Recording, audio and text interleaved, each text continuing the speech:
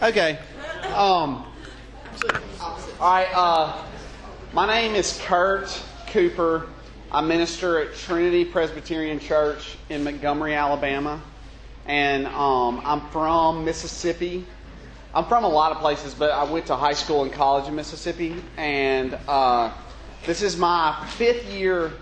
No, I think I'm fine with this. Can you guys hear me? Or is it a problem? You tell me. Can you hear me? Yes. Obviously, I pointed at you and you responded. So, yeah.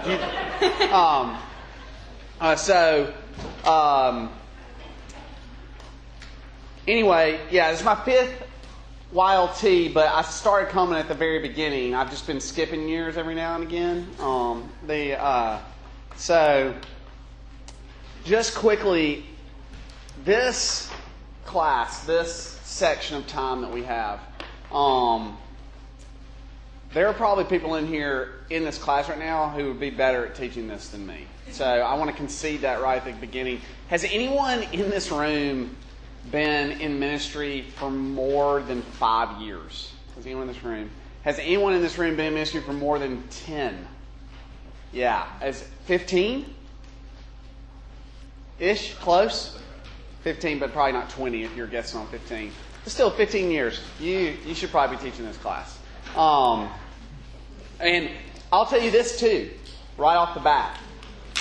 I'm not good at one-on-ones. So you're going to learn from the worst. But my mistakes and the mistakes I've collected over the years from other people are to your benefit. So hopefully, the way I think about things is I like to ask questions. And so I want to ask 2 questions. Why should we do one-on-ones? What makes a good one-on-one? And then basically, what should I avoid, or what do you not want to do?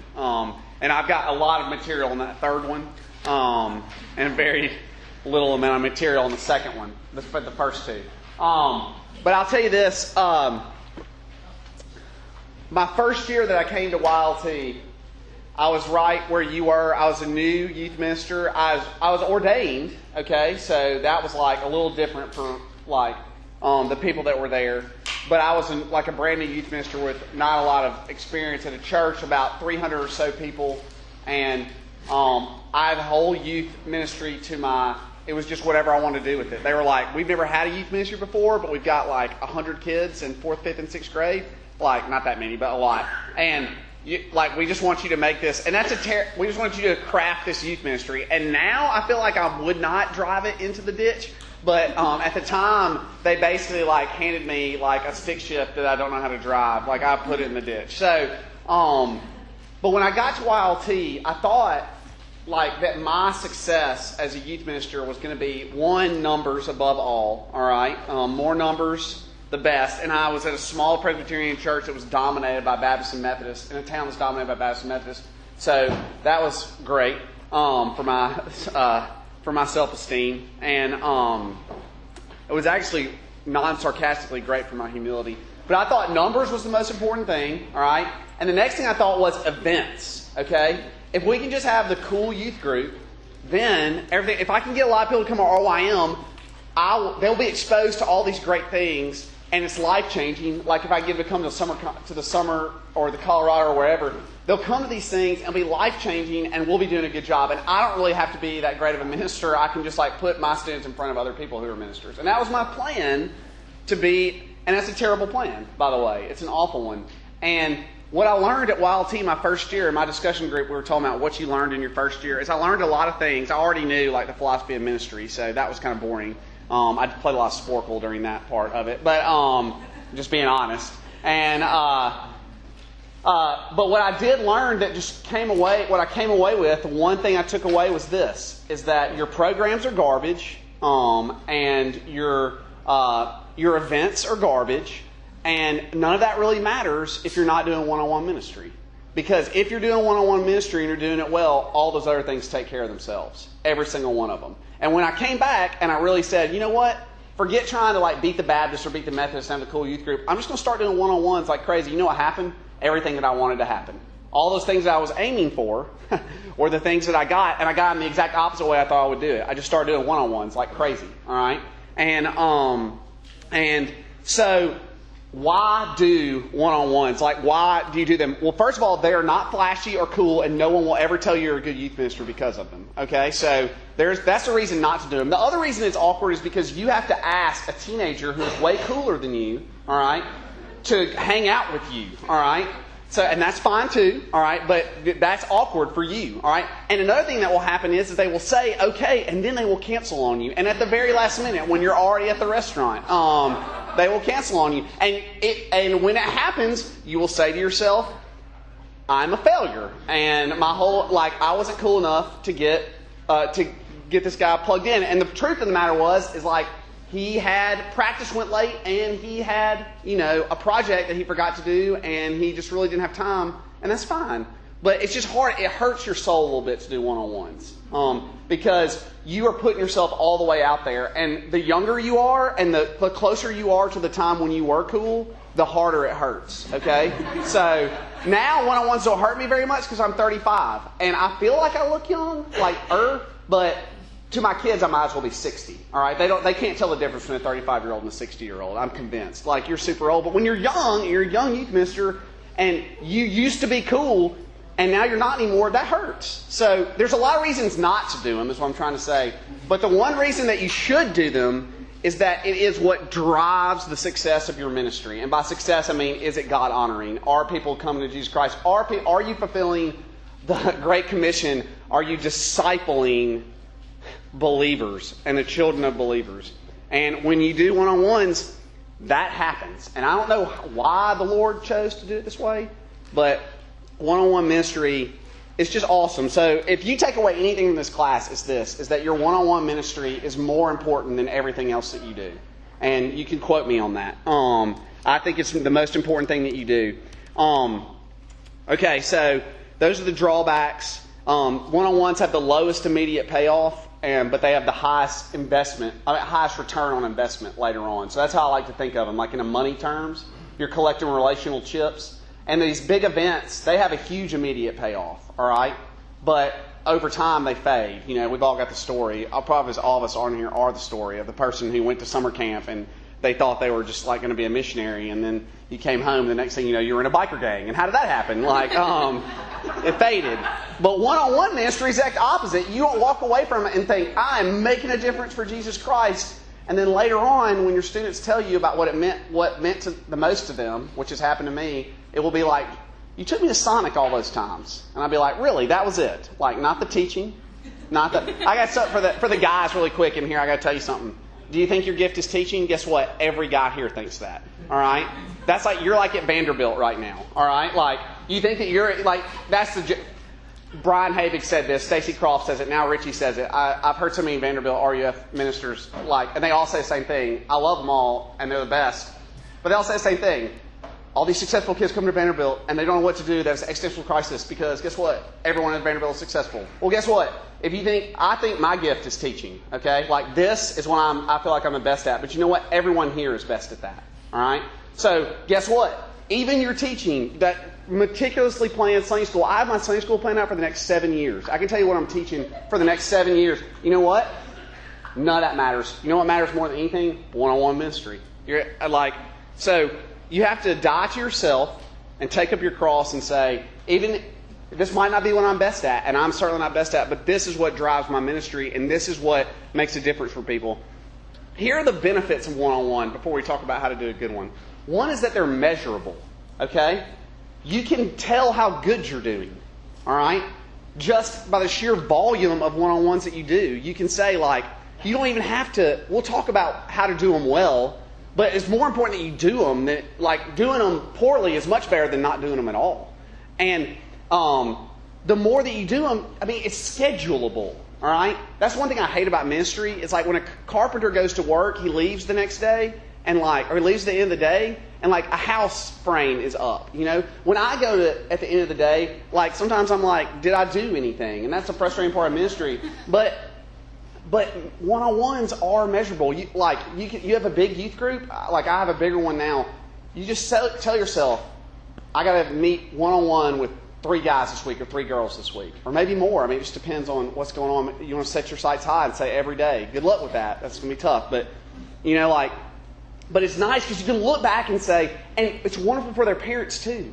Because their parents, they know, they say, oh, look, I'm meeting with your student so-and-so amount of time. It's something that you can look at on your calendar, and I appreciate that part of it. And it fuels your programs, and it has the highest long-term payoff. And now the other benefit of one-on-ones is that you will know your students the best you can possibly know them. If you haven't done a couple one-on-ones with your student, then I would challenge you and say you don't really know them like you should know them in order to minister to them. It will shape the way that you teach. It will shape, you will know the things that are going on in their lives. You'll be a lot more careful with your illustrations. Some of us get a little cavalier. I've been accused of that before. And, but maybe you don't get as cavalier as you do when you know the individual stories of the people that you're barking at on Sunday morning. Not that all of you are barkers, but I am. So whatever. All right, so that's why you should do one-on-ones. If you hear anything else, the rest of this is just gravy. If you go home and say, I'm going to do one-on-ones, and I'm just going to make that like the hallmark of my ministry, I'll feel like this whole time that we spend together has been a success. All right. What makes a good one-on-one? Before we do that, I want to do something fun, if you guys don't mind. Do you guys like fun things or not? No,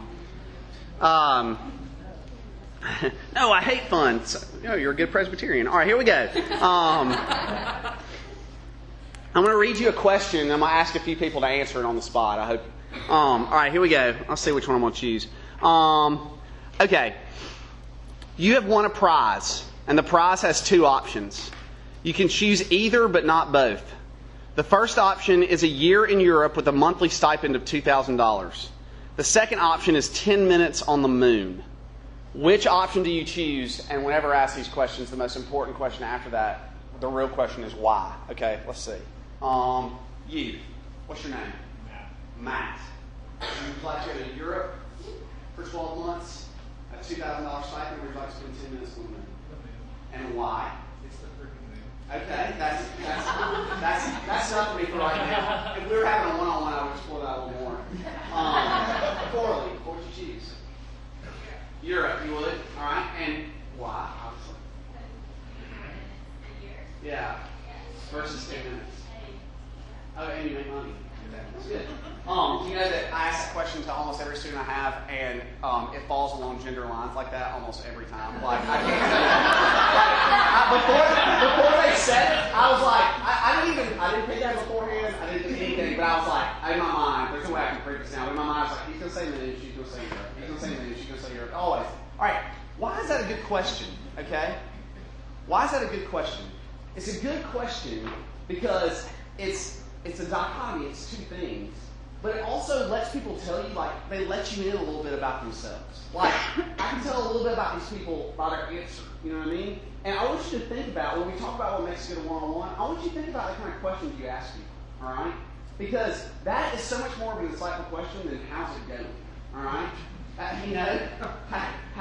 I've learned more about them. I have more information about them than I did, beforehand. That's not. I actually know Corley, so it's not actually true for her. But I have more information about them because I'm asking a good question. All right, and some of it is just finding good questions to ask. I ask that to every student I do one-on-one. Ask them about the moon in Europe. All right, in some way, and it usually falls along gender lines. Some people, but it's good because they'll tell you about their life experience. If they've already been to Europe, all right, then they'll be like, well, I've already been to Europe. I'm definitely going to the moon. All right, but you know what that is? That's an opportunity to say, hey, tell me about your time in Europe. What was your favorite part about it? You know what I'm doing? I'm data mining. All right? That's illegal most of the places. But that's what you're doing in one-on-ones is you're data mining. That is your first goal. We're talking about the goals. Your first goal is not to disciple them in the name of Jesus Christ. Don't let people tell you that because you can't do that yet. You know why? Because you don't know them. You don't know them. You want to ask them good questions. Good. Think about the questions that you ask them. All right. You can ask general questions like how's it going. That's fine. But think about what you can ask them. It doesn't have to be off the wall question like that. But all you're trying to do, and for some people, for some kids, this will be really easy, and for some kids, it will be very hard. But all you're trying to do is to let them know that you're interested in them. It's cliche to say this, but I'll go ahead and say it anyway. People do not care what you know until they know that you care. And so your first goal in a one-on-one is to make a student realize you care what they think. So what makes a good one-on-one? Asking a good question is not even number one. You know what makes a good one-on-one? You shutting up. All right? You shutting up. Now, you talk about someone who loves to hear their own voice. All right? All right? You're like, maybe you should shut up. Fair enough. Fair enough. But that's something that I've had to learn. Like I said, I'm not good at it. But, like, you've got a hilarious story about whatever, hold on to that thing for just a second, especially if they're talking to you. Because your goal is, again, we're data mining this person. We want to know as much about them as we can find out. We want to know not only, like, their facts, okay? Their facts. Their facts are okay. I mean, like classic college. I'm going to sorority rush. What's your name? Where are you from? Okay, oh, do you know so-and-so? If Mississippi, we're probably related. You know, like I'm from Mississippi, I can make that joke. But like, what's your major? Like those are facts. But you're not getting to know them, all right? You're not getting to know how they think. You're not getting to know, like how they see the world, and how their history shapes that, how their family shapes it and what's happened before them, how their previous youth minister thought about them, or what they thought about their previous youth minister. Like all these things, your first goal is to learn about them. And so you have to get out of the way. And the best way to do that is to ask questions. I had a professor in seminary, and he was from Wales, and so he had a Welsh accent, which means he was automatically like 30% better preacher than he would have been otherwise. And but he was very comfortable with this. He was very comfortable with silence. He would talk to you, and he didn't care. He didn't have to fill the silence with his own voice. If there was no talking, he would just sit there. Like, I had coffee with him. I didn't even drink coffee, but I thought he was cool, so I want to hang out with him. So, and we were like, I noticed this about him immediately. Because I'm someone that wants to fill the silence. I want to fill that void if no one is talking. And he was very comfortable with it. Sometimes it's going to take that for you, all right? For you to tell yourself, the person who wants to say, I've got to fill every silence and make sure it's not awkward. It's going to take you saying, it's okay. Embrace the awkwardness, as Parker Tennant says. But that's what it is. All right, let's talk about how we listen. In John, who knows what happens in John 7:53 through 8:11? Does anyone know off the top of their head what happens in that passage? Go for it. The woman's caught in adultery. Yeah, the woman's caught in adultery. It might not even really be scripture, so it's a very famous. It's a very famous passage. The woman is caught in adultery. Just out of curiosity, tell me, what do y'all know about that story? Can we piece it together without? I mean, I'm not against reading scripture, but but I would just like to know what y'all know about that story. Jesus is somewhere and a woman is caught in adultery. What else happens in that story? Who remembers the details? All right, the Pharisees want to stone her because she's caught in adultery. Does anyone else remember any odd details about it? They caught him in the act. Yes, they caught him in the act. Yes, that's another good thing. What else? He's looking. He's a cheater. No, he's drawing in the dirt. Yes, that's an important little thing. If you look in your Bibles, you can turn there if you want. But I just want to talk about body language for a second. And this is one of the reasons that I believe. This is one of the things that makes the Gospels unique. We're very comfortable with random details in books. That's what a novel is. It's a bunch of unimportant details and a few important ones, and that makes a novel. Like that's how you read one. Like you find out a lot of things that you don't need to know, and just a few things that you do, and then you have a novel. And and at the end, someone killed somebody, and they find out who did it, and there you go. Yeah, I do these classes for the Writers Guild as well, as you can obviously tell. But in this passage, pick it up in verse 3. The scribes and the Pharisees brought a woman who had been caught in adultery and placed her in the midst. They said to him, "Teacher, this woman has been caught in the act of adultery. Now, in the law of Moses, wait, that doesn't make sense. Now, in the law, Moses commanded us to stone such women. So what do you say?" And they said this to test him, that they might have some charge to bring against him. And Jesus bent down and wrote with his finger on the ground. And as they continued to ask him, he stood up and said to them, "Let him who is without sin among you be the first one to throw a stone at her." And once more he bent down and wrote on the ground. And when they heard it, They went away one by one, beginning with the older ones, and Jesus was left alone with the woman standing before him. Jesus stood up and said to her, "Woman, where are they? Has no one condemned you?" I'm not even going to finish. I just want you to see the body language in that passage, all right? They brought someone to Jesus, and they brought this woman caught in adultery, and Jesus bent down, and he is writing in the dirt, all right? He is playing on his phone, all right? He's playing on his phone, all right? And when these people are bringing this accusation, but when everyone leaves, all right, he stands up and he makes this declaration, like Jesus is prone to do. And when everyone leaves, he stands up and he looks this woman in the eyes and he says, "Is anyone here left to condemn you?" Your body language matters. You know this, but I just someone had to teach me this. So if you don't need to be taught this, that's fine. You have to listen with your whole body to hear what a student is saying, not just with your mind or with your ears. You can write this down if this is something that you need. FINE, fine. These are the four things that I'm thinking about when I am listening to a student tell a story. And here's the thing. I've heard most student stories before. When you do ministry for more than 3 or 4 years, the students start to repeat themselves. Like they have different bodies and different faces, maybe even different genders, but they have you just be like, okay, you're Mary Grace, or you're Ben, or you're whatever. You start to see that.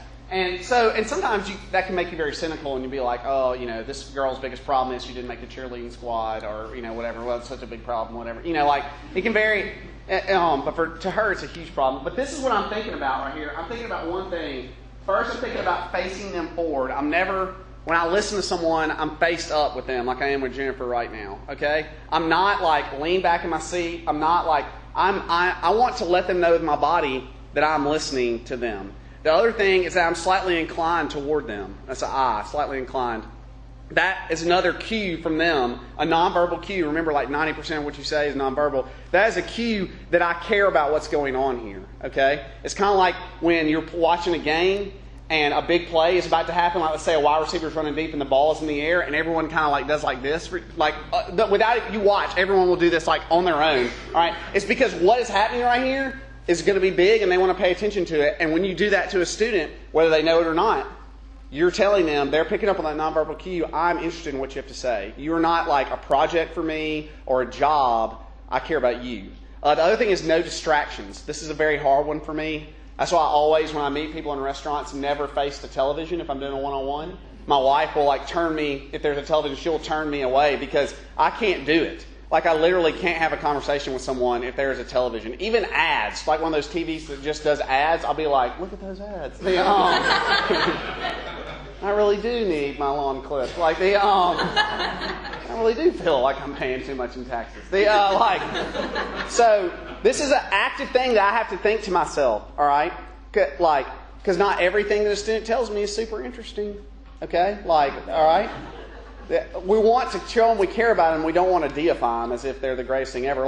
Not everything they tell me is interesting. So I'm not only am I facing forward and I'm slightly inclined, but I'm actively saying, pay attention to what they're saying. The last one is the obvious one, eye contact. All right? And this is huge because most of the people that you minister to do not like eye contact. Okay? They think they don't like it. And the reason that they're very uncomfortable with it is because most of their interaction is through this. All right? And so they do this, and you don't make eye contact with someone. But when you make eye contact with someone, they can't help but pay attention to you. All right? And they know that you are interested in them, just like she right here knows that I'm talking to her because I've maintained eye contact with her. It's not weird. It's not creepy. I'm saying that what's going on here interests me. This is valuable to me. All right? And that might seem rudimentary to most of you. It probably does. But I have to remind myself of those things all the time. Because I'll be in a one-on-one with a guy, and he'll be telling me about some deer he killed. Oh, how many deers have I heard about this story? You won't believe how many points are on the horns, or whatever, the antlers on it. In Mississippi, they let you use poison tip arrows, but in Alabama, they don't let you use poison tip arrows. And what's the trade-off of this? Okay, all right, we'll talk about interest in a second. But I'll catch myself leaning back, crossing my arms, looking around, and I have to remind myself and say, Kurt, all right, even though you've heard the story all this time, the story is not important, the kid is important. Okay? The story is not important, the kid is important.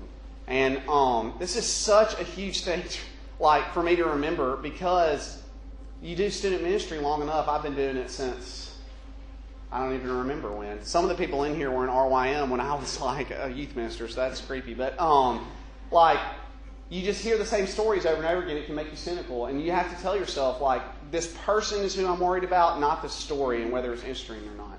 And I'll tell you this too. Even when they say stuff that's wrong, all right, when they say stuff that's blatantly wrong, like when they say objectively racist things, okay, or there's a time to correct that, but also like you're never going to be able to correct it if they don't think that you care enough to pay attention to what they say, so like, or if they say something that is just, we'll talk about what to avoid later on. So, fine, F-I-N-E. Ricky Jones, who's a minister in Oklahoma, some of you might know him, he taught me fine, and when I was in college, and I've never forgotten it. And anyway, it's just really valuable to me. So, what makes a good one-on-one? First, we have to listen, okay? First, we have to listen. Second, we have to ask good questions, all right? We want to ask the kind of questions that get them to open up. And this is so obvious, but I'll say it now. Do not ask yes or no questions, all right? That men in here who are doing one-on-ones with boys, do not ask yes or no questions. That is like, they love that stuff. They will just, boys are, some girls are tough to do one-on-ones, but boys are, I would say on the whole, boys are a little bit tougher. So you have to think about, again, we want to ask good questions. I've got like a list of things that's running through my mind at all times when I'm meeting with a student, and I'm going to give those to you now. It's 6 things that I want to cover. Again, I am trying to know more about this person, so it's not really, the last one is spiritual questions. That's the last one, okay? And we're going to get to that, but I'm trying to know more about them first. So, first of all, I always talk to them about school. All right? And I don't say, how is school? What I say is, like, are there any teachers that you really like or don't like? And why? Why not? Are there any subjects that you're really good at or that you don't do well in? Why or why not? Or do you have any problems in class with, like, classmates? Or do you have a classmate that you have a lot of classes with? Do you like having a lot of classes with them? So, again, like, are you the kind of student who makes really good grades, but or does really well and works really hard and doesn't make a lot of and struggles on a test? Or are you the kind of student who doesn't really put forth a lot of effort but you ace tests? Like, you're asking them just about themselves. Like, and sometimes it helps to give them options because they don't know how to answer because they're still young and dumb, and just like we all were when we were 14 or 15. And so give them options. I will say to a student all the time, when a teacher does a group project, do you get excited about that or do you get upset about it? That will tell you so much about a student right there, okay? There's so much to explore there, all right? Are they the kind of person who gets mad about group projects? The people who work the hardest, your budding Pharisees, all right? And who loves group projects? The lazy, no good, like, people who aren't going to do anything, all right? That for the most part, some of you are like, I work really hard and I love group projects. That's fine, all right? I'm talking stereotypically, all right? I'm not judging you, okay? I just want to know more about you. So I'm asking them about school, all right? That's in my mindset, I'm thinking, because that's a huge part of their life, too. That's where they spend most of their time every day. And you're going to say, what if they're homeschooled? And I will say, well, you're still going to ask them about school. You're just not necessarily going to ask them about teachers. Ask them about what they're studying. In some ways, homeschool kids are easier because they're used to talking to adults. And they, some of them just get to study whatever they want, which I think is really cool. The second thing I ask them about is home. All right, I'm thinking about home. So this is parents and siblings. This is a great question to ask. And there's a great follow-up to which parent do you get along with the best and which one do you get in the most fights with? All right? And then you hit them with this one, and they hate to hear it, but it's so fun to hear them react to it, is the one you get in the most fights with is the one you're most like. Right? And they're like, well, no. I'm like, well, just think about it for a second. I've read a study about that, so it's not much my opinion. But I'm asking them about their parents. Like, do you feel like your parents are more strict or more lenient than other people's parents? Do you think you're more like your mom or your dad? How do you get along with your siblings? All right. What are your siblings like? If they have a lot of siblings, all right, then it's, first of all, their birth order is going to tell you more than anything. But you're asking them, like, which of your siblings do you feel like you're most like, or if you were in real trouble, which one of your siblings would you call first, or if they're the oldest one, like which one of the siblings was like a little tougher to handle, than the others, or did you ever? You just want to know about their family. You're learning about their family dynamic. All right, they're telling you a bunch of things about themselves that they don't even realize they're telling you. Okay, so you're asking about school and you're asking about home. All right. And then I'm asking about sports. I'm a guy, but a lot of girls play sports too. They have like a whole league for them and stuff. So like, I got so many just shady looks from girls right there. But like, I'm asking about sports, and again, I think what you'll notice, I'm asking about the sports, but I'm asking about like coaches and teammates. Like, do you get to play a lot? Do you not get to play a lot? How do you feel about that? Like, do you like practice? Why are you playing so many sports? Which sport do you like the most? One of my favorite questions to ask when I'm not a very good athlete, shocker. And so in a very like selfish way, I love to ask like the best athletes, the ones that I have to do one-on-ones with. Then I'll ask them this: if you could just do one of these three things, what would you do? Would you rather hit a home run, catch a game-winning touchdown pass, catch or throw a game-winning touchdown pass, or hit a buzzer beater to win a game? I was like, if you could do one of those three, which one? And they will choose one. And then my next question is a very obvious question: why? And they start to tell you a little bit about why they like that sport. All right, or what about it? Like, we're talking about glory there. Like, what's the most glorious thing? These things are important to boys, and girls. And how you get along with your coach and your teammates. Are they thinking about quitting? Almost every one of mine are always thinking about quitting. None of them will, but they all say that they're thinking about quitting. Why? So home, school, home, sports, relationships. All right. So they're friends, and they're romances. And I'm not afraid to ask students about their romances. Like, do you have a boyfriend or girlfriend? Or is there a girl that... They'll ask you to tell me who, but I'll say, is there a girl that you're, or a boy that you're sweet on or whatever? I use all the hip terms. This is a big part of their life. A lot of them live their lives for this, okay? Boys and girls, all right, live their lives for this, and they think that everything will be better if they had a girlfriend or if they had a boyfriend, that it would validate them in some way. And if they have one, okay, early on, you don't want to dive too deep. I'm going to come back to that in a second. But you do want to ask about their relationship. Like, is he or she like, what about her, what did you like? And it might be so crass, like some guy would be like, well, I think she's hot. Like, what about their personality? That's fine too, by the way. It's okay to be attracted to someone because they're pretty. But, what about their personality? Did you like? Do you think they're anything like your mom or your dad? It's a really fun question to ask. Anyway, so relationships, and then their interests. What do they like to do? This could be sports, and this are kind of the same thing. But what do they like to do? Because not everyone is an athlete. And this is where you have to tell yourself that you care more about them than you do about the subject. Okay? Because I have to talk a lot about things I don't care about. But if it's important to them, then it's important to me. So I talk about deer hunting, okay? And dove and duck hunting, all right? And the trips they take where they go duck hunting or deer hunting or dove hunting or whatever they're doing. And the guns and the bows that they get, And I just look at it as like an opportunity for me to learn things, like trivia. Like, I know what the most expensive bow you can get is. It's called a no-cam. And I know that because one boy in our group got one and all the other boys are jealous about it. And so, it could be video games. Maybe you hate video games and think that they're terrible. Well, if this kid likes them and you like him and want to speak to his life, then you better be ready to talk about video games. All right? And you don't have to, I love video games, so it's easy for me to talk about. But, if you don't like them, all right, again, just take it as an opportunity to learn something. The question you want to ask them with their interest, two things about that is, one, you want to find out what itch that is scratching, all right, in their life. Like, what itch... Is there any surprise that people who feel like their life is totally out of control really like video games where they're totally in control of something?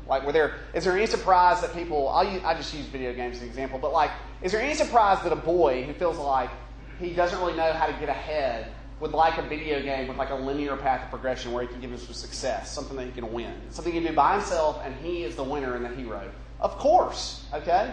Of course, especially like a boy who goes to a school where he's never going to be like, Mr. All-American quarterback or whatever. Why would a girl really be into The Bachelor, for instance? Like, I can think of a million reasons why, okay? And none of them have to do with it being a good television show. Because women are interested in two kind of relationships with the opposite sex and relationships with there's peer relationships between women. They're interested in those kind of things, the dynamics, and it's also like a free opportunity to gossip too. By the way, like not one-on-ones, but like The Bachelor, because it's people that you don't know that you can just talk about and be like, well, I don't like her because so and so, like she's not there for the right reasons. So interest. But I want to say this too. You want to be careful here, ladies and gentlemen. You want to be very careful here. All right? You're an adult. You are. I think it was Corey Ten Boom, whose dad was a doctor, and he carried his doc kit wherever he went, and it was very heavy. And one day she tried to pick it up, and one day she asked him what sex was. All right, when she was very young. So, Daddy, what is sex? And he said, do you see my bag over here? And she said, yes. And he said, can you pick it up? And she couldn't pick it up. And he goes, it's too heavy for you right now, so I'm going to carry it until you're ready.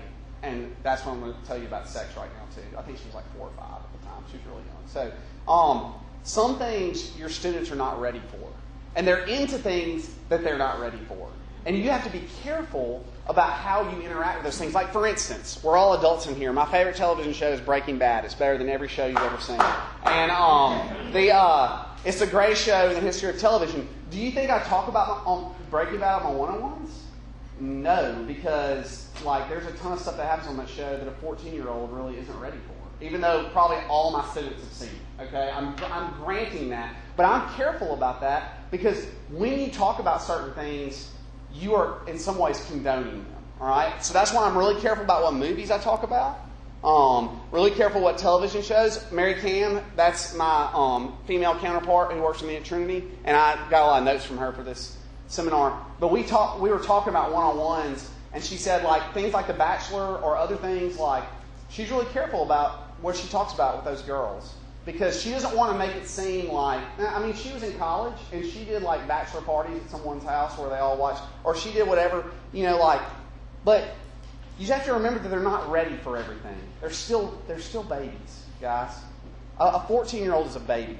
All right, I don't care what I don't know if y'all were in the class where he told us that the 14-year-old has decided that she's queer even though she likes boys. I don't know. Anyway, I couldn't put that all together. But if you weren't in there and you don't know what I'm talking about, just ignore that. Just pick it back up, the recording here. So, but they're babies. They're kids. And some of them are not ready. And you have to be careful. This is the thing, is that lots of times they will ask you about you. And there's nothing that people like doing more than talking about themselves. And you have to be careful what you put on them. I'm not saying not to open up to them. Don't hear me say that. But I'm saying that you have to be careful what you put on them. Okay? They're not ready. Ladies in here who are working and maybe you're dating a guy, all right? They're not ready to talk about your relationship. They're going to want to talk about that. Okay? They're going to be like, "Oh, tell me about him." They're not ready. Some of them are not. Most of them are not ready for that. All right? So you want to engage their interest as much as you can, but you also want to be careful. All right, you want to be careful that you don't condone things that you don't want to condone. All right, or that are questionable. And if you have a question about it, I would hesitate on the side or err on the side of caution. Last thing is spiritually. This is the big thing. This is why you're here. All right. Last category is you want to know how they're doing spiritually. All right, and it starts off with simple things. The very last thing that I'll say to anyone I do a one-on-one with is this: give me something to pray for. All right, you give me something to pray for you. All right, and some of them it's just well, I have a test tomorrow.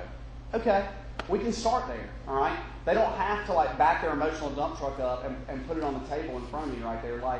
They might not ever do that, but you're there. You're there as their spiritual sheepdog. All right? What is a sheepdog? A sheepdog, all the sheep think a sheepdog is a sheep. You realize that. They all think it's a sheep. It looks like a sheep to them, like they're dumb, and sheep are idiots. And if sheep lay down the wrong way, they can't get up and they die. It's called being cast. It happens all the time. So, that's how dumb they are. But they think a sheepdog is just another sheep. But the difference between a sheepdog and a sheep is that a sheepdog is stronger, it's wiser, it's faster, and that's what you are. All right? You are spiritually, hopefully, you are way more mature than them. You might not be as smart as them, but you're definitely wiser than them. All right? And so they want you to ask these questions. All right? So you want to ask them how they're doing spiritually. And without being invasive, you want to ask them, and this takes time to do, I'll just show you the difference right here with these two guys. So do you read your Bible every week? All right, that's a yes or no question. It's a terrible question. He was honest and said no. All right? Most kids will lie to you and say yes, or a lot of kids will lie to you and say yes. All right, but what about this? Hey, do you ever have trouble reading your Bible? Like consistently? Yeah. Yes, that's a yes or no question, but guess what? Well, how's it sound? I have trouble reading my Bible consistently, and I'm a minister, all right? So, you want to empathize with them spiritually. You want to let them know that it's a place where you're okay with them failing, that you fail, all right? And so, you want to ask them spiritual things, like, how can I pray for you? Or, this is even awesome. Can you tell me a friend that we can both pray for? We're going to be careful about that. I'll tell you just 1 second. We'll talk about friends, but can you give us something that we can both pray for? Give me something I can pray for you, and give me something I can pray for someone in your family, or for someone at your school, or whoever. But what you're doing is you're building a rapport with them. Okay, you're learning as much information as you can about them, but you're also inviting them into the body of Christ right there. All right, you're saying I'm not here because you're some project that I've got to mold into. No, you're saying we're on a team together.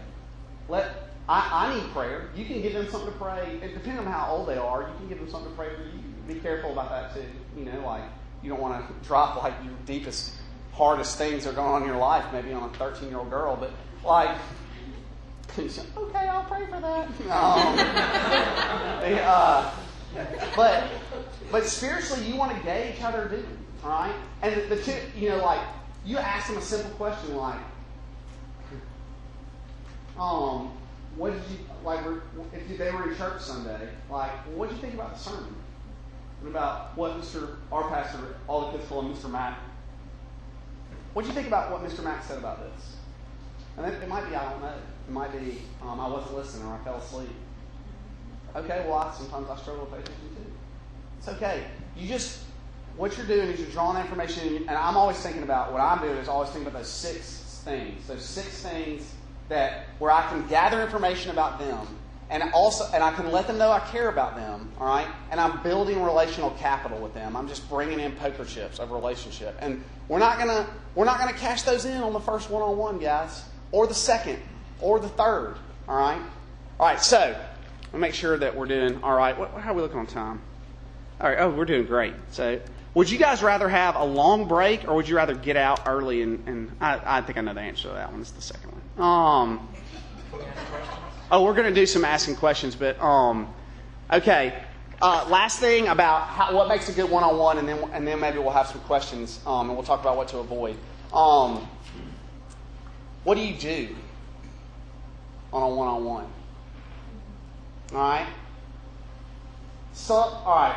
I'm going to speak stereotypically, but for girls like this, you can almost ignore this section. A lot of girls, they just are eager to tell you about themselves and lots of times a little too eager to tell you about their friends. But some of them aren't. We have some really shy, introverted girls, and Mary Cam will do some things she's an artist, so she will say, "Hey, come and paint with me," and they'll paint. Gentlemen, I will do anything. I will play or do anything. Let's go play frisbee golf. Let's have a meal. That's the easiest one. All right. Let's go. I will kind of play video games with someone if that's what they want to do. But I don't really love to do that. fishing, hunting, any of those things. Maybe not hunting. I don't think you can. Like, it's not really a social thing, but fishing, or just going on a walk. When I have to do new member interviews, I interview girls and boys. For all of our high school kids, I do their new member interview when they join our church. And I have a track that I take them on and we just walk around the block. I always want to meet somewhere with a student, boy or girl, and we'll talk more about that, but boy or girl, we want to meet with a student where it's public enough that they don't that everyone feels safe, all right? But it's private enough that if they cried, it wouldn't cause a huge scene. All right? So I consider a restaurant that, okay? Like, for the most part, like a busy restaurant. Or, like, if I was doing a one-on-one and we just, like, walked, like, kind of around the perimeter of this building, I would think that. The place where you sit down at Sonic Drive-In is one of my favorite places to go, okay? Because you're in the middle of all these people and no one is really looking at you. Like, everyone is looking at their slush or, like, they're hitting the buzzer or whatever. Like, and you sit out there in the middle and you can talk to, you can talk to them. But you want to do something if maybe you want to do that, or maybe you don't have to, all right? But it's okay to come up with an activity, even if it's just as simple as I just want to go on a walk with you, or you want to exercise together or work out, gentlemen. Like if you want to, if guys want to work out, that's great. If you can use it as an opportunity to get to know them, shoot basketball, just get the basketball, go out to the church parking lot or the church gym, depending upon or whatever, and or your garage, your driveway, and just shoot or. Play ping pong or, whatever it is, just anything that gets you in front of them, that's okay. You're going to do those things. That's great. That's not distracting. That's giving you an opportunity. Boys are very objective people. They play games that are objective, like they play Cowboys and Indians, all right? There's an objective to that game. They play King of the Hill or tackle the guy with the football. That's not what it was called when I was a kid, but we're not going to go there. They play objective things, and you're going to need to do some objective things. And ladies, you might need to as well. Mary Kim loves to take people to get yogurt. All right? We have a great yogurt shop. I can't do that. I can't ask a guy to go get yogurt for whatever reason. No, man. That's weird.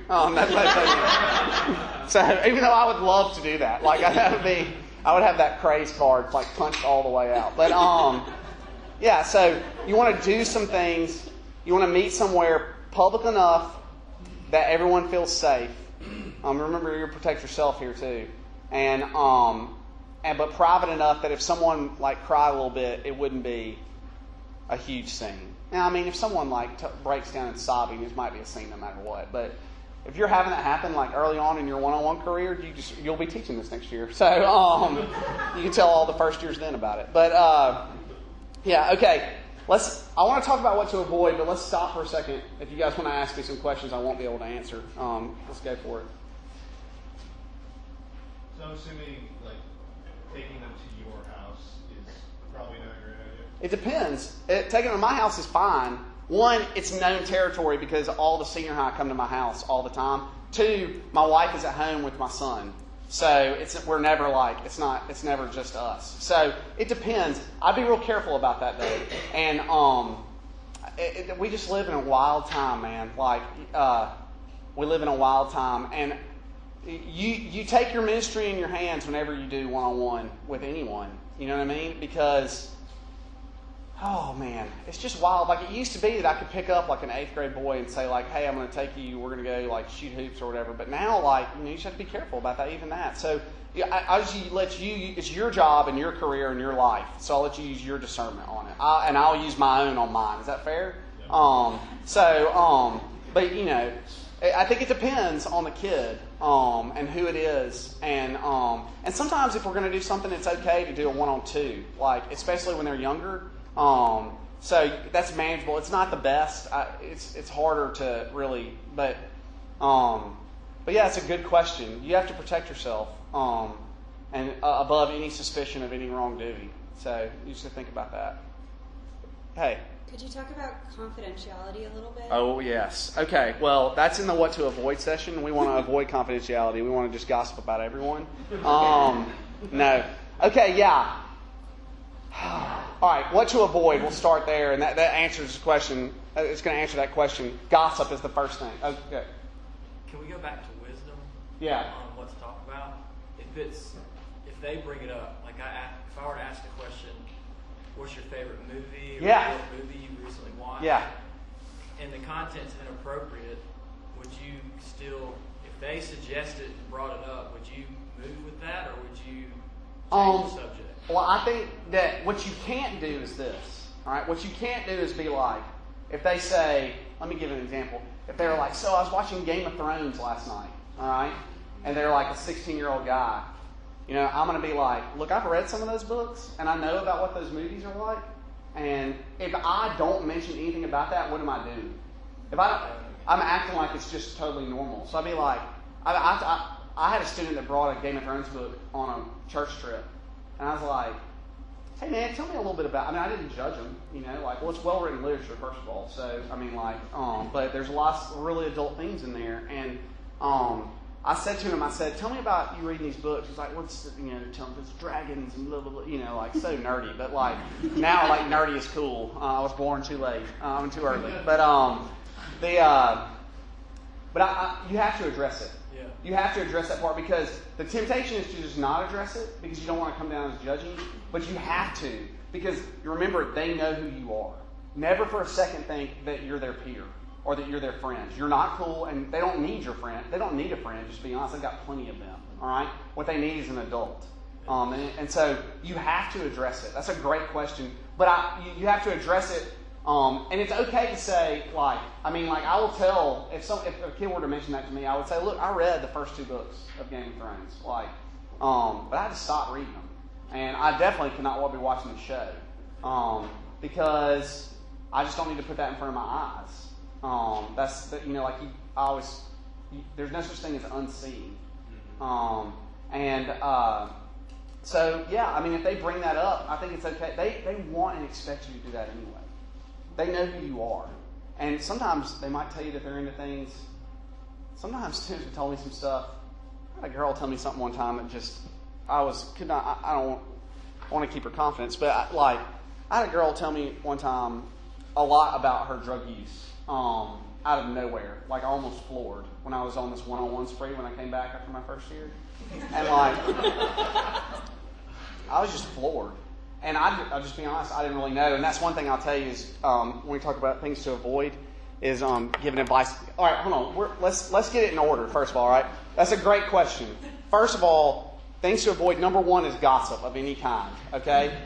If they think that what they say to you is public information, then just get away from the ministry. Go join the local newspaper. It's a thriving industry. Just kidding. It's not. Some journalism major, you made a huge mistake. But, like, I can get this zipper to go down. There we go. If they think that what they say to you is just public information, then you're never, like, you're not trusted. So you have to be a trusted individual. And the way that works is it's a two-way street. So, you know, not only do you have to keep total confidence with them, except for the law-abiding things that you must say. So if they say that they're going to hurt themselves, all right, or if they say they're going to hurt someone else, or if they tell you about a crime that's been committed, all right. So all the rules in your state that apply to a counselor apply to you too, okay, to clergy and counselors. Like, all those rules apply. So, and I don't know where all of you minister, so I'll let you figure that out on your own. But they have to believe that you are a safe place for them, or they're never going to tell you anything. And the way that starts is not by saying, hey, I'm a safe place for you.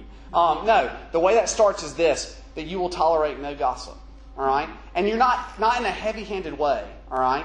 But, like, if a girl or a guy comes to you and says, if you're doing a one-on-one and a girl or guy comes to you, maybe even like really good intentions, and says, hey, I know this about so-and-so, and I want to tell you about how she's sleeping around, or about he is drinking every night. You know, okay, what you want to tell that student is, you were right to tell me that, okay, but I'm not going to talk about that with you any further, because I would never talk about you with them, okay? So even if it's good intention, lots of times it's not good intentions. Lots of times it's like, I hate this bee that's in my algebra class, you know, like, be like, whoa, all right, but we tell students, like, you can tell us anything you want, but just know we're not going to talk about other students with you, because we will not talk about you with other students. All right?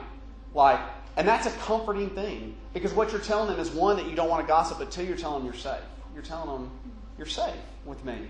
Like, and our goal is not to, like, our goal in any one-on-one or any pastoral relationship is not for them to tell us, like, their deepest, darkest secrets and then to run to their parents and tell them really quick. That's not our goal, all right? That's not our role either. You know what our goal and our role is? To get them to tell their parents, all right? Because the real joy of the faith and the real joy of confession is the fact that it is confession, all right? So if they are into some stuff that's really serious, the goal is to say, look, I'm really glad that you told me that. I really think that you need to tell your parents. And if it's a serious enough thing, you say, I'm going to have to tell your parents within a certain amount of time if you don't tell them. I need you to tell. I know that you're scared you're going to get in trouble, and you probably will. Okay? But you can't beat this or get out of it until you admit that it's a thing. All right? You can't. There's no repentance.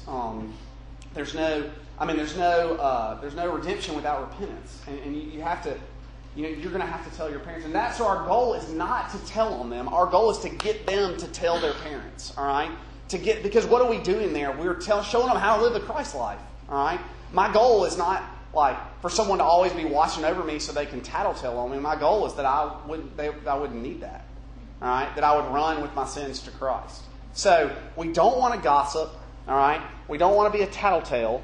That's not our role. All right, what we want to do is again encourage them. So. Encourage them to live the Christ life, to confess their sins.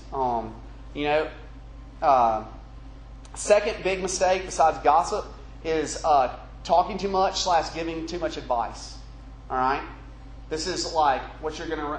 If you are like me and you think that you know most things, it's very tempting to just, to sit back as like the grand poobah, and be like, yes, bring me your problems. I will sort this out for you. Like I'm the Godfather. I'm just like... can act like a man. I'm like, no, it's tempting to do that. But they're not, one, you can't figure out all their problems, all right? That's a humility issue with you, all right? You don't have all their problems figured out, all right? You are in their situation. So, and two is that if you're constantly giving them advice, you're not giving them agency over their own concerns. All right? You're not giving them a way. You're not teaching them how to be an adult. You're teaching them how to be a kid. They already know how to be a kid. All right? What you want to do is ask them questions about, well, what do you think? I'm kind of hung up. I'm having sex with my girlfriend, and it's happening a whole lot, and I don't know what to do about it. Well, do you think that's something that can continue? You think that's going to be okay? No. I mean, most of them wives are like, no, we really need to stop. Okay, well, how do you think you're going to be able to stop? Do you think you just be able to stop on your own without any help from anyone? And if they're smart, they're going to say, no, I mean, we can't stop. Okay, well, who do you think in your life that you can trust that you can tell this to? Besides me, of course.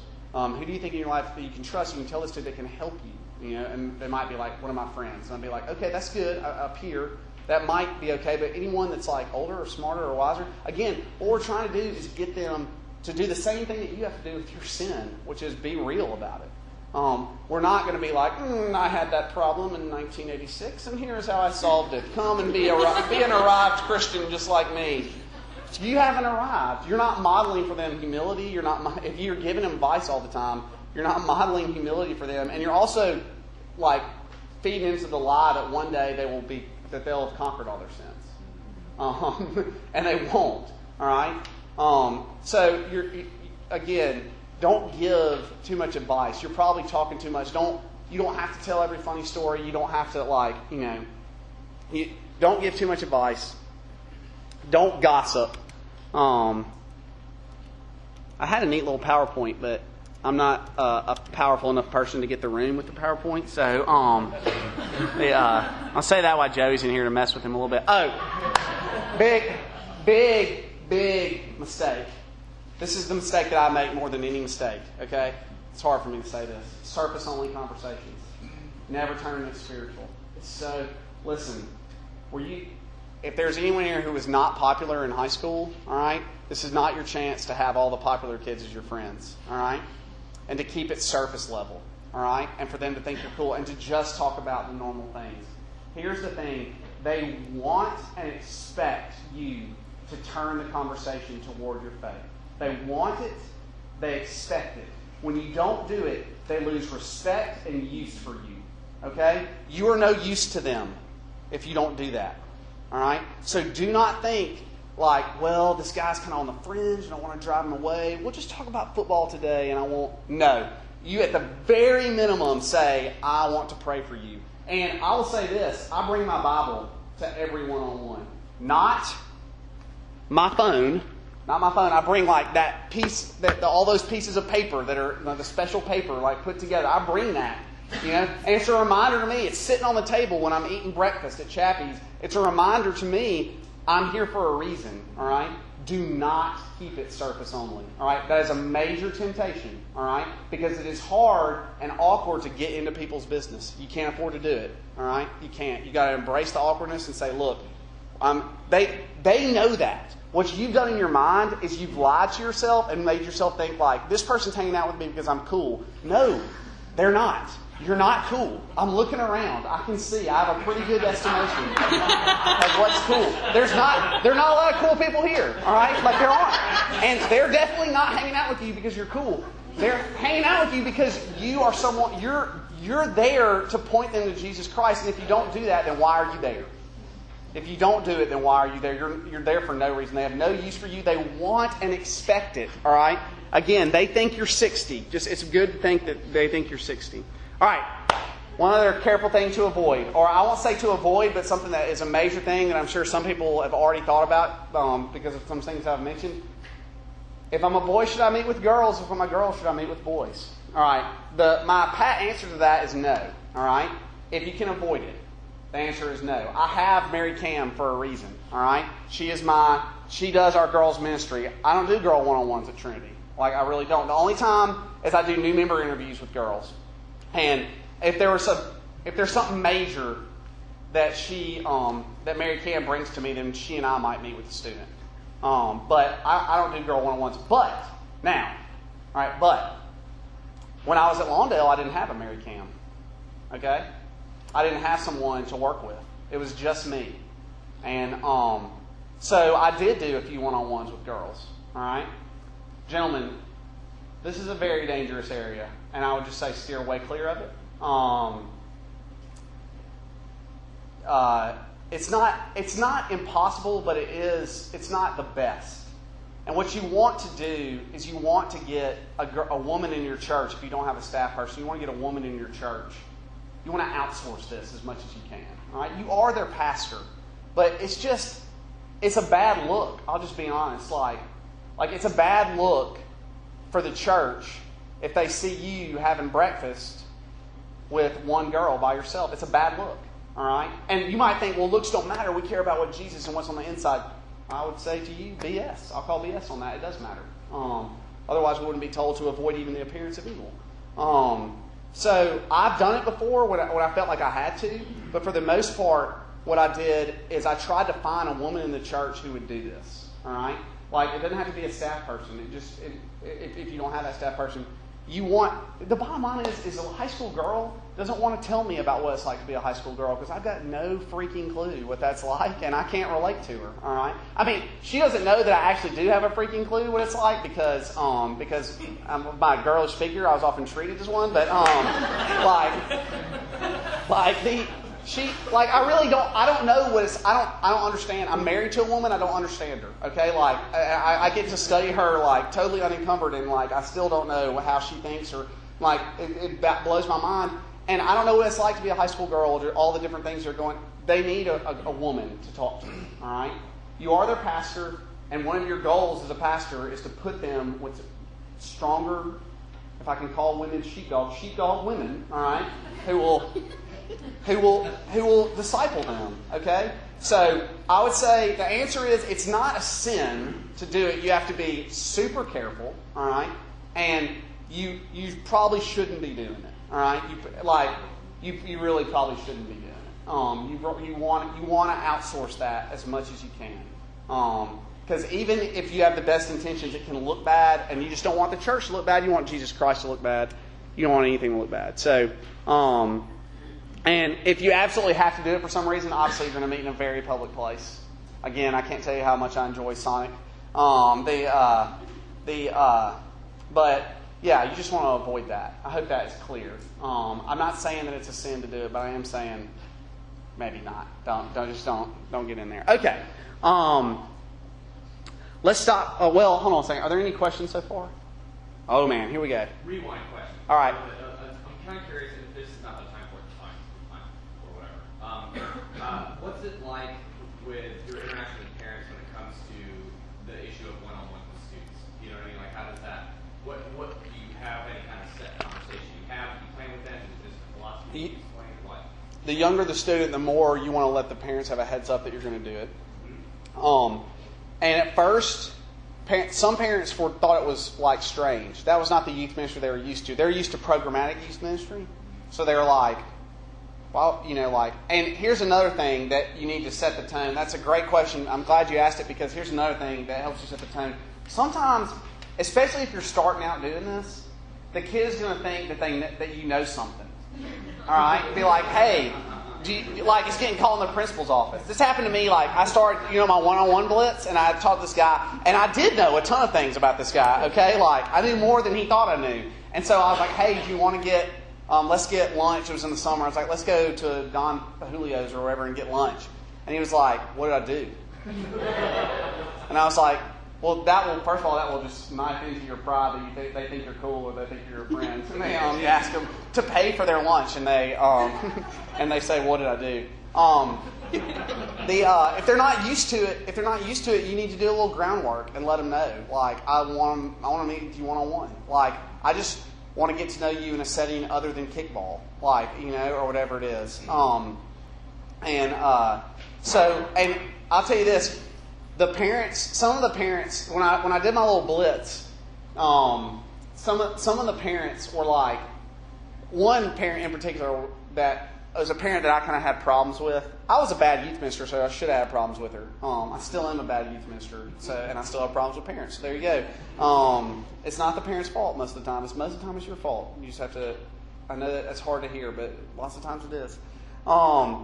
But she said to me at one point, she was like, when you started saying that you were going to do all these one-on-ones, and she was one of these that was pressuring us to have a big kind of youth group, when I was back at Lawndale, and we had I felt like we had a good youth group, it's 30 kids, but she wanted to do big things or whatever. She said to me, she said this, which is very big of her and a sign of Christ in her life. She's like, when you said you were going to do all these one-on-ones, I was like, I didn't really believe in that. But you know what? It made a huge difference in one of my son's lives. That they come home talking about it. That they went to Sonic with you, or they went wherever, and this is like an ad for Sonic. It's in every small Mississippi town. So, they came to me afterwards. A parent came to me afterwards and said, it's making a big difference. I can see why it's important now. And it won't take long if you're doing them consistently for you to start getting texts from parents to be like, hey, thanks for taking so-and-so to breakfast this morning. He came home talking about it, and it means a lot. Guess what? Just like kids like to talk about themselves, you know what parents love? When people love their children. You might at the start you do a little groundwork to let them know this isn't like a principal calling you into the office situation. This is like a check-in. And the more regularly you do it, the more they get used to it.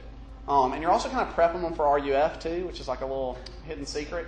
Because that's, spoiler alert, we're using all of RUF's philosophy and ministry. So, with adjustments for the covenant family. There you go. And so yeah, it's a great question. Yeah, you might need to do a little groundwork. You might need to let parents know. It's always good to let parents know what's going on no matter what. That's a big mistake that I've made in my ministry, is assuming that people know things instead of communicating and letting people know, hey, people are coming to my house to watch, the Final Four, all right? If a kid's like, hey, a lot of people are going over to, the Trinity Youth Minister's house to watch Final Four, and this mom doesn't know, so be like, are you sure? They're unsure about all that. So if you're letting all your parents know about that, they call up their friend and be like, hey, is your son going over there? And they're like, yeah, this is Kurt, he's doing this, it's going to be so-and-so for so long. So it always helps to lay the groundwork. Did I answer your question? Yeah, that's helpful. Yeah. Hey, man. Andrew Yes. Go Triola.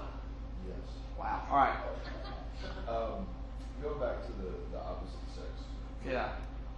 What are situations where so you have married Cam? Yeah, I'm married to you. Yeah.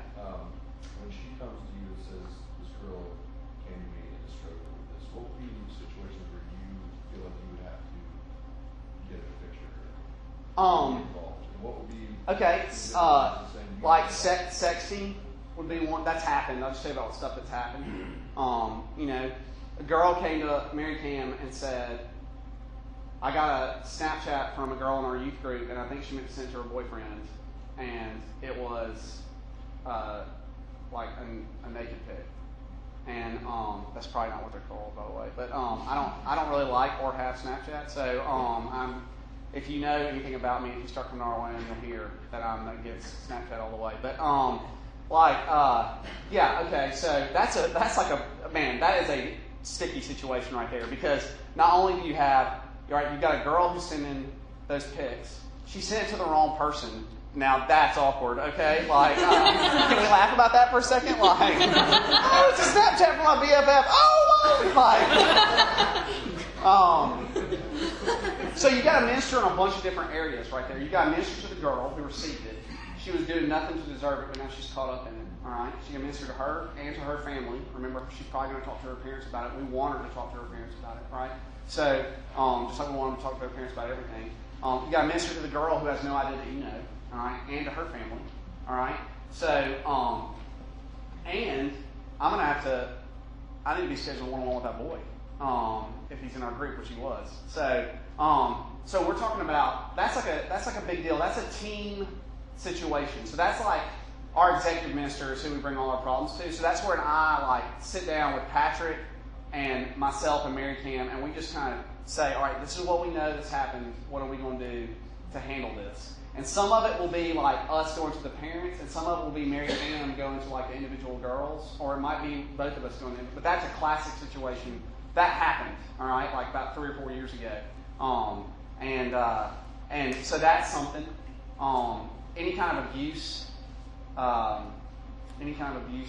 And also, don't be afraid. Thank you for asking, because that reminds me. Don't be afraid to outsource someone to a counselor, and their parents will be against that. Okay, some of them will be. All right. One, it costs money. You're free. All right.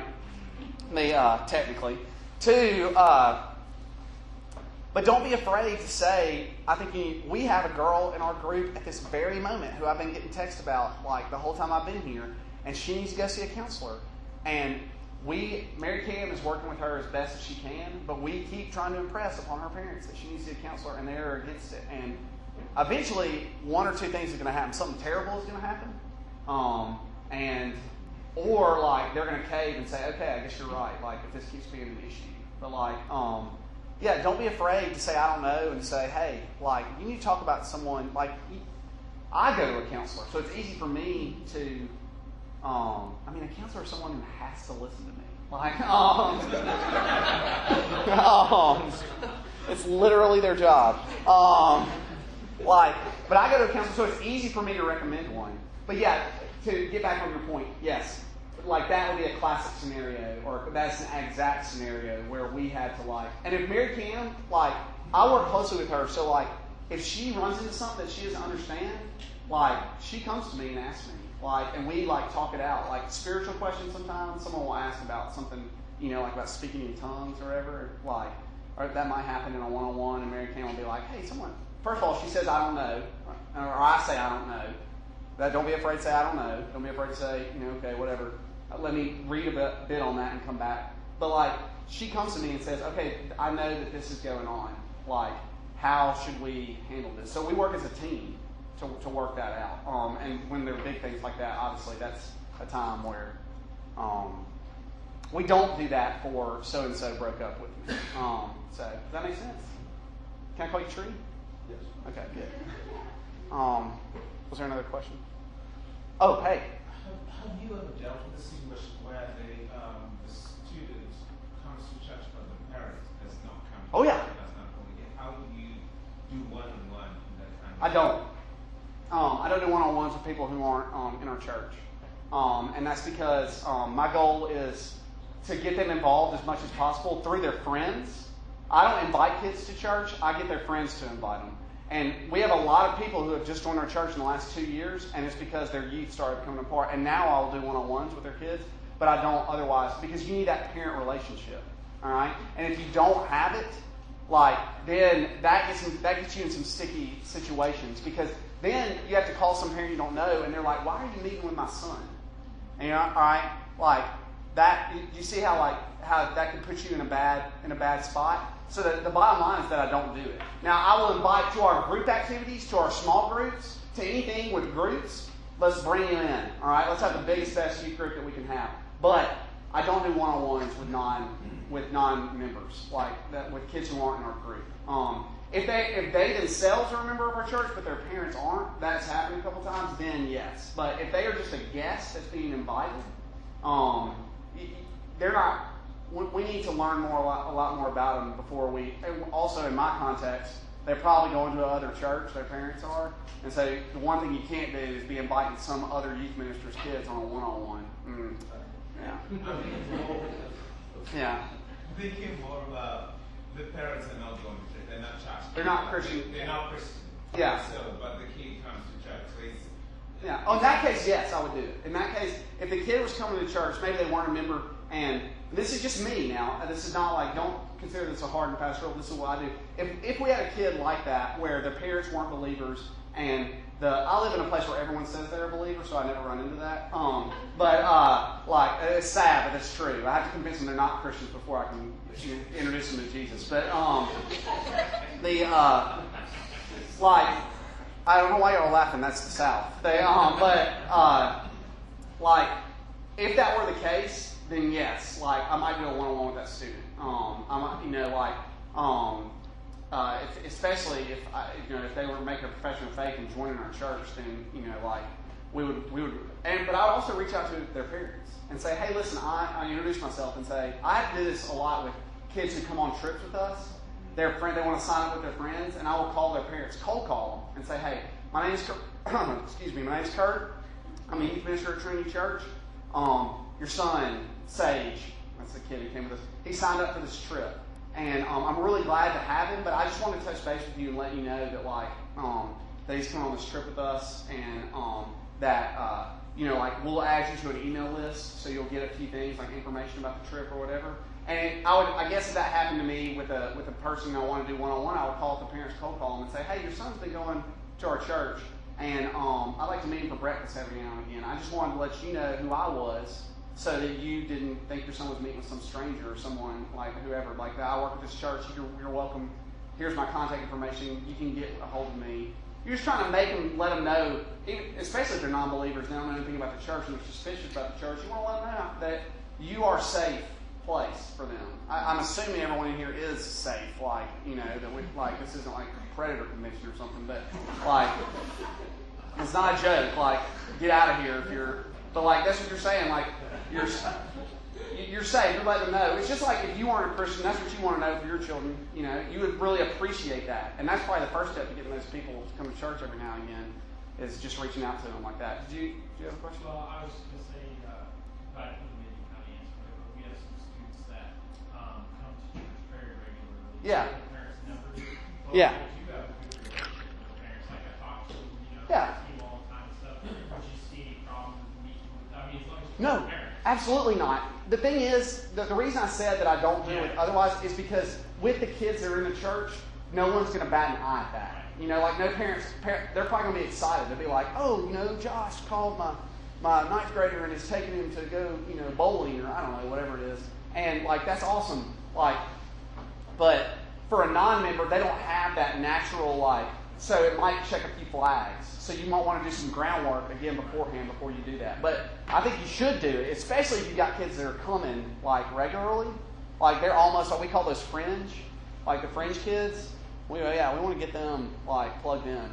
A lot of parents join our church because their kids were fringe kids. I think there's probably I can name 6 families off the top of my head in the last 2 years because we did exactly that. Does someone else ever have a question? I was just going to say that I usually take an opportunity, girls, I'll pick them up and drop them off, and they don't ride to church, and maybe they came with a friend once, and now they don't keep coming. Yeah. I always try to take that opportunity when I drop off to meet them wrong. Oh, yeah. You know, like, And- hey, can I meet them wrong? And usually they really won't. Yeah, and don't take this the wrong way, but you can do that because you're a girl, and no one. I'll be really. That's true. Yeah, gentlemen, I'll be really careful about that. So I'm not saying don't do it. I'm just saying. Be careful about it. Again, like I said, you gamble with your job, and I'll gamble with mine. Like, or with your. That's not even your job. It's really your whole life if you get accused of something like that. So, yeah. But yeah, that's a great idea. I'd take any opportunity to meet kids' parents. Like, I do more talking to parents than I do to kids in a lot of ways. Like going to games and stuff. Like, introduce and get your parents, your other parents, to introduce you to their neighbors or whoever, their friends. You know, like you should take full advantage of that if you're picking them up. I think that's a great idea. And how good does it feel as a parent when you walk in and you're like, hey, I just picked up so-and-so, or I'm just dropping off so-and-so in church. We're really glad. Man, I mean, that says a lot right there. And remember, guys, you are dealing with people's, like, greatest possession, their most prized possession, their precious, their one ring to rule them all. It's their children, all right? So your love to those children is love to those parents, all right? You earn so much by doing little things like that, all right? By doing one-on-ones, you are earning so much credit with them. And, so any other questions before we move on? We're getting close to being done. Oh, yeah. We're going to get out early. Oh, hey, sorry. What's your name? That's right, Mark. Mark. I'm mobilizing my volunteers to go do this, to do a lot of kids. Yeah. So I train them. Also, this stuff here too would be really helpful to go with them. So have you ever, would you recommend having them check back in with the youth pastor, say, tell me who your one-on-ones go? Honestly, some of them are awesome. They're probably better at being one-on-ones, but others, you know, their judgment is a little bit in question. Oh, yeah. Well, they're young and stupid. Yeah. So it's okay. You can just say that. Young and stupid. I understand. So I didn't know if there was any, have you with volunteers mandated that they give you feedback and say, hey, tell me how the one-on-ones went, and have them keep a log of. Well, I'm glad that you said that because I haven't finished like what makes a good one-on-one. I realized I forgot one thing, which is this. Before and after every one-on-one, you should pray. You should pray before, all right? And I usually pray something like, Lord, just help me to learn more about Tommy and also help me to point him to you. So it'd just be really simple. And then afterwards, I would not take notes because if someone catches you doing that or sees you doing that, then it seems like, I would not take notes. But I would take time to think about it. Like, I would take time to think about how that one-on-one went. A great way to do that is to talk to someone else about it, like someone else on staff, and say, hey, I went out with Emily and we talked about, because that's a safe place. Hopefully no one is gossiping, like in your staff. But, okay, for volunteers, okay, we use our volunteers in a different way. All right, I can just tell you what we do. I think you should, if you're using volunteers to do one-on-ones, then you should definitely be checking in with them. You should be training them and equipping them. You should be talking about it with them. That TDOE thing that I'm sure they've covered in here, teach, demonstrate, observe, evaluate, or explain. I don't remember. It's me. So I know what it means. Like, I know how to do it. I might not be able to recite it, but I know how to do it. So I know at the end is when you point and laugh at them. So, but like, you definitely want to do that with them. All right. You don't want to. You want to equip them in order. The way we use our volunteers is through small groups. All right. So we use our volunteers to lead our small groups, and sometimes some one-on-one ministry happens out of that, but that's not their primary role. That's my and Mary Cam's primary role is to do that. But if we were to do that, we talk with our small group leaders a lot about how to lead small groups. When they have problems or things are going good or bad in small group, they let us know. So, yeah, I would definitely be doing my very best to TDOE those volunteers when it comes to one-on-ones. But I think it's good for you to do that. I mean, like, you're going to run into some things. I would tell you right now, you're going to run into some things that are going to make you pull your hair out like that. But That's true for everyone who does youth ministry. So, All huh? about the mess. Yeah, exactly. That's yeah. Anyone? Oh, here we go. Yeah. So you had mentioned that going back to some things to do and not do. Yeah. About don't talk too much. Some questions. Can you explore like how you've been thinking about when you do talk? Yeah. I mean, like I found it really fruitful a lot of times to use stories that might relate to that. But like, how do you think about the times that you are actively speaking? I just wanted. I mean, again, I don't look at one-on-ones as like teaching time. Like, so I'm just really careful about it. Like, I've got a ton of funny stories and a ton of relatable illustrations. That's not bragging. That's just like, I've got a lot of them. Like, I don't know how to say that other than to say, like, I got a lot. But I have to tell myself all the time, like, sometimes, let me do it like this. I'll just answer it this way, very carefully. Very carefully do I spend my time, like, think about if I'm going to tell the student something. Because sometimes these students have so many people talking at them. You think about it, their teachers are telling them stuff and they have to listen to them. Their coaches are yelling at them and they have to listen to them. They have to sit and listen to their parents all the time. They have to sit and listen to you on Sunday or Wednesday. You know what I mean? So, like, you're part of that machine of people who are just talking at them all the time. And how refreshing is it to have someone who just wants to hear from them? You see what I'm saying? So, like, one-on-ones is a piece of my ministry where I'm trying to, like, listen to them as much as I possibly can. Now, do I never say anything? Am I always just like, no, I mean, but, sometimes I am outright encouraging them. Like, and sometimes I'm saying, man, I'm just trying to think of the last one-on-one I did.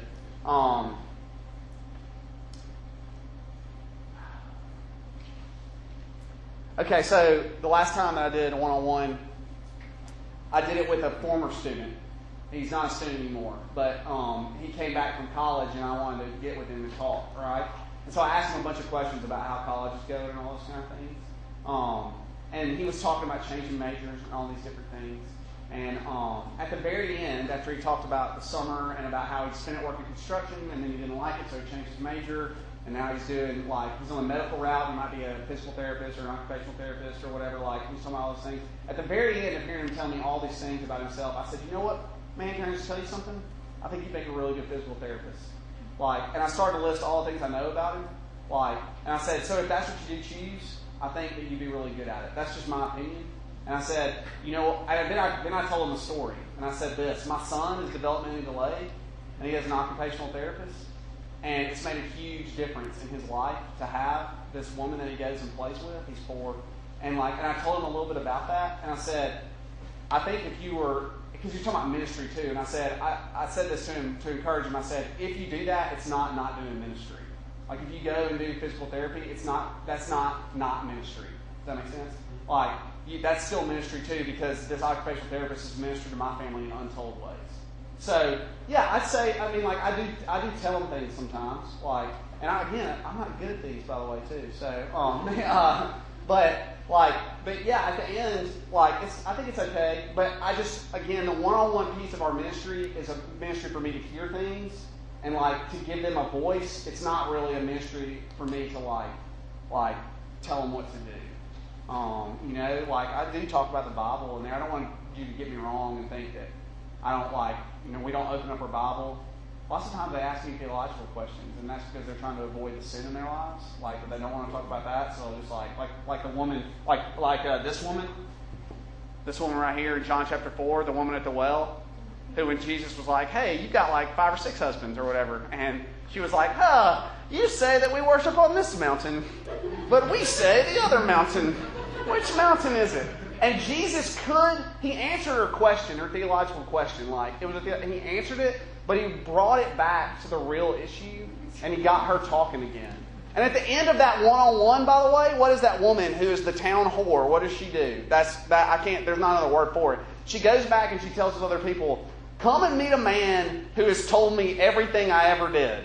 And you know the women in that place were like, I bet that took a while. Like, you know, like, you know what I mean? But like, And I'll tell you another thing about that, and I meant to say that, I'm so glad that you reminded me, is that like, one of the reasons why I get them to talk so much, and that's why I try not to talk, is because I'm dignifying them.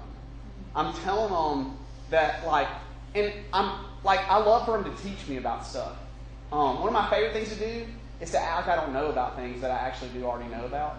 Like, they'll tell me that they watch like Parks and Rec, you know? And I'll be like, oh, tell me about that. Now, I've seen every Parks and Rec episode. But I love them to tell me about it because it dignifies them, because they're like teaching me, just like Jesus in John chapter 4 asked that woman for water. Does Jesus need her to get water for him? No, he's just dignifying her. And so I would just say very carefully, I hope that makes sense, is I would just be very careful. It's not that you can't say anything, or if you tell someone like if you give someone some biblical counsel that you're doing it wrong. I'm not saying that, but I'm just saying that piece of your ministry, for me, is a piece where I hear from them, not a piece where I like speak into their lives like all the time. Does that make sense? Yeah. Yeah. Well, just because it relates, because I'm just a volunteer. Yeah. So like I don't teach. Yeah. Or do anything with them. So I know you said your model is different, but did you have like any way how you would caveat that for like someone like your ministry where I'd be even more careful. I'd be even more careful if I was a volunteer about giving advice and things like that. Because one, they take your word as gospel, all right? Garbage in, gospel out. Like, that's how a teenager works.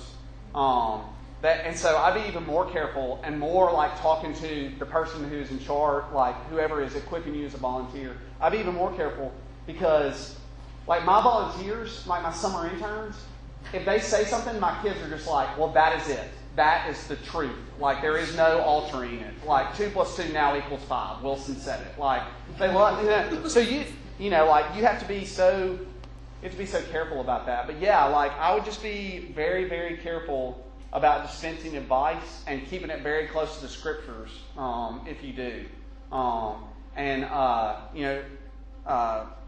Yeah, sorry, someone else had a question. I'm sorry if that's a poor answer. I'm bad at answering questions. I'm decent at asking them. Go ahead.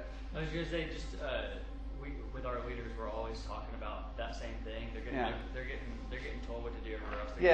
So one phrase that we just coined is don't lecture, listen. Yeah. And just that, like, just because you'll get on a rant and get excited, yes. and the leaders will get excited about a book they've been reading, and they'll go, and it's like, look, they have heard about the books. You know, they're hearing it all the time. Yeah. It's like a doctor who learns about a new disease and he's just giving everybody that diagnosis. Oh, you have lupus, you have lupus, you have lupus. I'm like, no, I came in here with a head cold. Like, what are you talking about? And like, but that's a danger that you can run into that follows up with your question. Is like, whatever's going on in your life, whatever the Lord's doing in your life, it's great and everything, but sometimes you, like, I will do this, not you, I will do this. I will shoehorn what's going on in my life into someone else's life. All right? And that can be a danger. You know, I might have, with that physical therapy thing, I might have shoehorned a little bit. Like, I'm just going to tell you, like, I was trying to encourage him and tell him he didn't have to go, like, be a minister if he didn't really want to. But who knows, you know, like, so I've not written the book on this. All I've done is teaching this mediocre elective. So, it's not even an elective, y'all. Y'all have to come. So, kind of like my counselor. Did someone else raise their hand over here? Oh, yes, sir. I just wanted to ask a question. How do you deal with kids who just don't talk? Yeah. Yeah. Well, I mean, I do boy one-on-one, so I deal with it a lot. And here's the thing. I've never met someone, even a really quiet person, who isn't passionate about something. You know? It might be Marilyn Manson, all right? But it might, you know, like, it might be what it might be like, you know, whatever. It could be something really nerdy or boring. I've never met someone who's not passionate about something.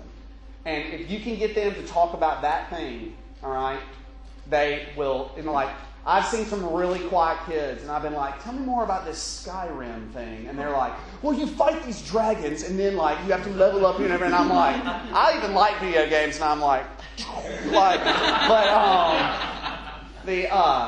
know, like, but I've never met anyone who isn't passionate about they're passionate about nothing. Even if their thing is, they're passionate about not being passionate. Like, you know, like maybe apathy is their thing. You know, like, still, let's talk about that for a second. Like, so it's hard. Sometimes it's like blood from a turnip. Please do not think that every one-on-one I do is some kind of life-changing event for students. A lot of times I walk away going, what just happened? And I know many, many times students walk away and are like, what just happened? So, so I've not arrived, all right? Like I said at the very beginning, there are people who probably teach this better than me. Like, but yes, like, sometimes it is very, very hard. All right? It's very, very hard. But here's the thing. I'll give you a little tip for that. Try to find out what they're interested in. All right? And if they don't want to talk about any of those things I talked about, then just take it to the spiritual level. And just talk about, again, they want and expect that. Okay? So just talk about the Bible. All right? If you have to, if they are totally stonewalling you, and I don't believe this happens because you're an adult and you're investing in their life, eventually they're going to be like, hey, this person cares about me. Let me tell them about my Pokemon collection or whatever it is. Like, that's fine. But like, if they're stonewalling you, then just take it right to the Bible and say, hey, well, let's talk about how you're doing spiritually, like what you're struggling with, or any doubts you might have, or or what's hard to believe, or why you think it's hard or easy to be a Christian at your school, or just take it to that level. And they might just stonewall you. All right, they might. I'm not telling you that they won't, and it will be awkward. Not for you. It sounds like you have a great voice. I can just listen to you talk. But but for some people, it might be awkward. So you just have to embrace that awkwardness. And it might take 2 or 3 one-on-ones. You might be thinking to yourself, this has happened to me, and be like, I have to do a one-on-one with this kid again. Let me see if there's any way I can get out of it. I'm the kind of youth minister that right before a trip begins, I'm like, is there any chance a storm is coming that will cancel this trip? I mean, every single trip, I think that. I'm like, let's see if there's any way I can get out of it. So yeah, I mean, sometimes it might be tough. Okay, let's go here. I was just going to piggyback off what Yeah. you're saying. One thing I've noticed, like you were saying, that the Bible is really passionate about this. Yeah. You get carried around. So like if it's a video game, they bring a game book in there. Yeah. If it's a Pokemon card, they carry it with them. Yeah. If it's music, they carry a little boombox Yeah. thing with them. And I know the culture may be different than ours. They always carry it with them. They're really passionate about it. That is true. That they do plus So times. they're carrying, I guess. Yeah. And you can also talk with them about, be careful about this, but you can also talk with them how they dress too. Because some people like make statements with what they wear. I have a guy who wears a Legend of Zelda belt buckle that's this big. Like, so guess what we're going to be talking about? Football. Just kidding. Do you have a strategy for who you go with and how? Oh, one-on-one? Yeah. Oh, and how frequently? Okay. This is going to vary with your group. If you have a smaller group, you don't want to do it too frequently, all right? You're going to run out of things to talk to. You got to let some things happen in their life. They can't have a new tragedy for you every week to solve. You, Grand Poobah, you just can't. But so okay, I had about 16 guys at Lawndale, all right. So I had about 16 guys. So I was thinking this is during my one-on-one blitz. I went too fast. I was like, I'm going to do everybody once a month, just once a month, all right? Well, even then, that means I'm doing a one-on-one every other day, guys. You realize that, right? There's only 30 days in a month, 31. So that's every other day, and that's counting Sunday. So that's a lot to do. You will burn yourself out trying to do that. I did, at least. I was like, this is too much. And you don't want to meet with them too frequently, but you want to have a schedule set up. And what I do is I pick a grade, and I'm like, I'm getting with these guys. I'm getting with these guys twice before the semester's over. And that doesn't mean I don't get with anyone else, but in my current situation, I pick a grade, and I'm like, I'm getting with these guys. And then, and I will get with them again. It's not like I completely ignore all the other grades, but it helps to have a focus like that, all right? And to say, this is you might pick 3 or 4 and be like, I'm going to get with them once a month. All right, so and then I'm going to scatter them out. And some people will ask to meet with you. Sometimes it's pretty crazy. That doesn't happen very often, but sometimes that will happen. That's wonderful. But yeah, you want to develop That's one of the great things about it is this is organizable. All right, this is organizable. This is something that you can think about, and it's going to depend on how big your group is. I do not meet with all my students one-on-one in a year. All right, do you know why I don't do that? Because I have 70 boys. Okay, so just think about that for a second. That is, what's 70 divided by 12? That's almost 6 a month, all right? And that's if I meet with everybody, all right? 6 a month. But some people in my youth group I meet with 3 times in a year, and others just once, or some of them, I try to get them once a year. There's some, though, that are, the ones that are the type A super busy ones, sometimes it's just sometimes you're just hurting them, asking them for a one-on-one, like, because they're like, it's just hard. That's a hard thing. The larger your group is, the harder this gets, and the more you have to outsource it to other people. The smaller it is, this is where you can really make your youth group awesome, guys. Like, but you'll never be able to out-Baptist First Baptist, okay? As Trey Owens said, you can't out-Baptist First Baptist. You cannot out-Young Life, Young Life. They will always be more fun than you. That's because they don't convict people about sin, so it's really easy. And hey, let's throw shaving cream on people's faces. All right, good lesson. Cheese balls, something. Jesus, bye. I mean, that's you're not going to do it. But you know what you can? This is why I loved it so much. You know what you can do that no one else is going to do? This. This will kill it. Okay? This will kill it. And you know what will happen? You do a couple of one-on-ones. Like, you pick your senior guys. You got 4 senior guys or 6 senior guys, and you say, I'm going to get with these guys, and you watch them invite other people to youth group. You watch. And then you're getting the whole thing. You're actually doing the ministry, and also your ministry is growing. And it's just like, and you don't even have to be good at it, okay? You do not have to be good at it to do this, because all I can do is say, take my advice, I guess, or whatever. But this, it will grow your group. I can't tell you how much this grows our group. And even students will say, hey, I'm going to meet. Hey, I'd like to get breakfast with you. And they will say, can I invite so-and-so? And I'm like, heck yes, you can invite them. And it's someone I don't know. Like, when that happens, you're like, that's like a free perk of this job. Like, when someone, because that means that you've shown that person you care, and they want someone else to meet this cool person who cares about them. That's like, that's why you do the job. I mean, other than, obeying Jesus' commands. But yeah. There are some models of discipleship that call for lots of one-on-one meetings. I think of kind of like a navigator style. Yeah. Obviously, what you're teaching us here is different than that. This type of one-on-one. Is there a place, kind of in the broader philosophy of ministry, for I'm going to pick a key leader and try and meet with that person? Oh, yeah. To go through the scriptures, and that's that's different than what you described. Yes, that is different. This is. And you do both. You're saying. Yes, absolutely. Like, if there is a student, I had a student tell me that this is a student who is now, he was a senior last year, okay, so he's out of my group. But he told me his senior year that he was thinking about, going into ministry, and what should he major in college to go into ministry. And first of all, I was like, don't. Second of all, try to find anything else to do. I tell that to everyone who thinks about going to ministry. Because if you can do anything else, you'll end up doing it. But I said, let's get together a little more regularly and talk about why you like this, and what are the skills and the traits that you want to be working on. Just like if he was working for training for a triathlon, we'd spend some time working on his swimming, some time working on his biking, some time working on his running. We're like, oh, you think you want to be a youth minister? That's flattering, all right? It's scary, but okay, well, let's talk about some of the skills you're going to need. Like, maybe you should major in a classics or something so that you can pull illustrations from, classic literature, which is always a great place to pull illustrations from.